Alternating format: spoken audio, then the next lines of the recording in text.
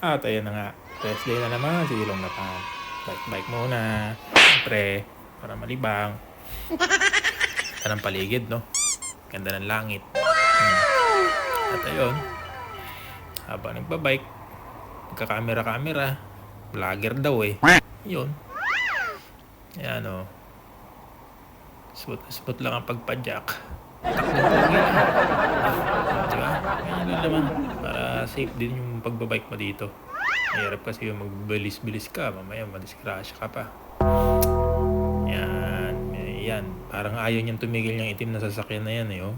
Dapat dun siya sa bandang guhit eh. Parang dediretso siya eh.